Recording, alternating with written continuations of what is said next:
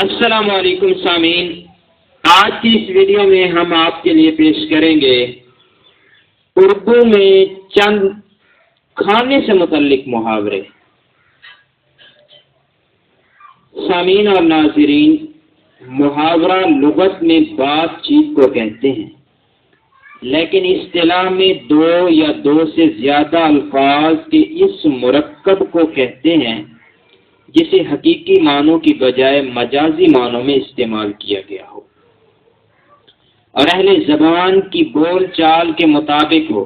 مثلا جال بچھانا کا مطلب ہے دھوکہ دینا۔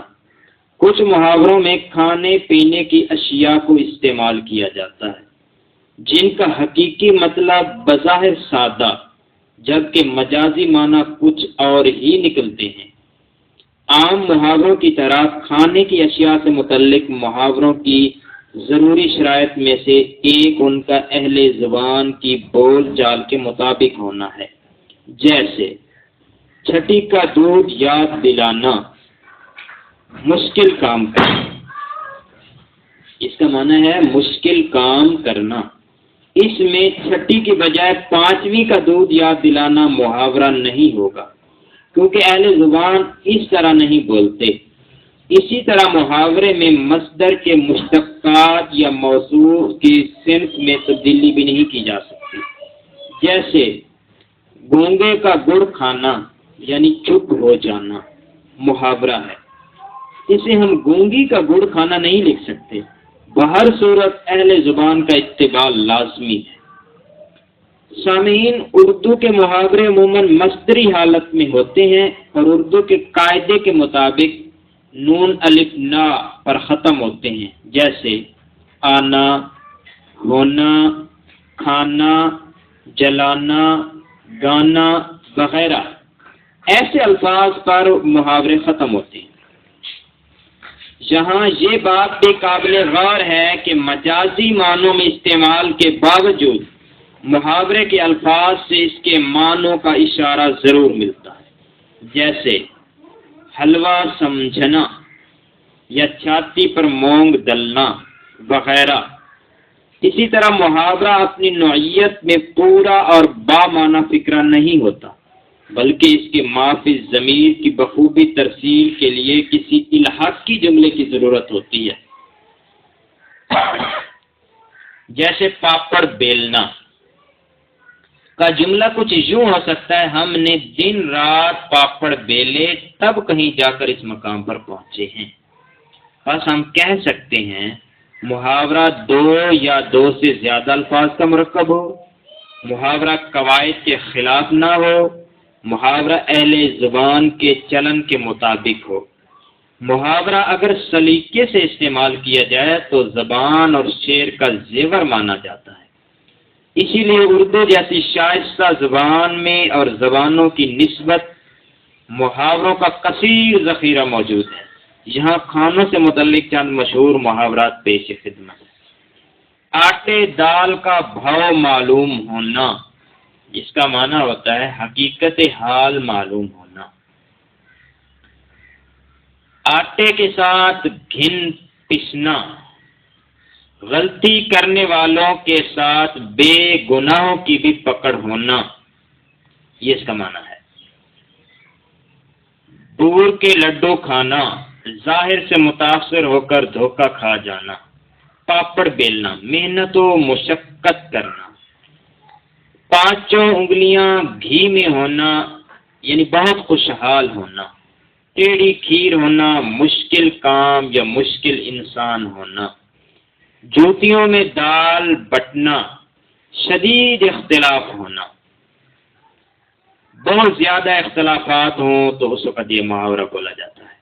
چھاتی پر مونگ دلنا، تنگ کرنا۔ چھٹی کا دودھ یاد دلانا، مشکل کام کرنا۔ حلوہ سمجھنا یعنی بہت آسان سمجھنا۔ خیالی پلاؤ پکانا، خوش فہم ہو جانا۔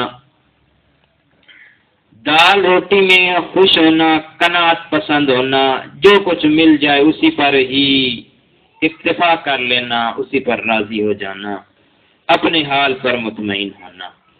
دال میں کالا ہونا، شک ہونا، دال نہ گلنا، بات نہ بننا، دانت کاٹی روٹی ہونا، باہمی محبت و دوستی ہونا، کہ جو روٹی دانت کے ساتھ کاٹ لی جاتی ہے تو اس کے ساتھ ایک بڑا ریلیشن قائم ہو جاتا ہے، اس کو منہ سے باہر نہیں نکالا جا سکتا۔ تو اسی طرح کسی کے ساتھ باہمی محبت و دوستی ہو تو یہ بولا جاتا ہے کہ وہ تو میرا دانت کاٹی روٹی ہے، یعنی اتنی گہری دوستی ہے۔ دودھ کا سا ابال آنا، وقتی جوش میں آنا، جیسا کہ دودھ میں بھی وقتی ابال ہوتا ہے، اسی طرح کوئی وقتی جوش میں آئے تو کہا جاتا ہے دودھ کا سا ابال آنا، یا صابن کی جھاگ ہونا، یہ بھی کہا جاتا ہے کہ وہ بھی عارضی ہوتی ہے۔ رائی کا پہاڑ بنانا، مبالغہ کرنا، بڑھا چڑھا کر بولنا، چھوٹی سی بات کو بہت بڑا بنا دینا، تو اس وقت یہ محاورہ بولا جاتا ہے رائی کا پہاڑ بنانا۔ روٹیاں توڑنا، جو نکما آدمی اس کو کہا جاتا ہے کہ یہ روٹیاں توڑتا ہے، یعنی نکما یا کام چور ہونا۔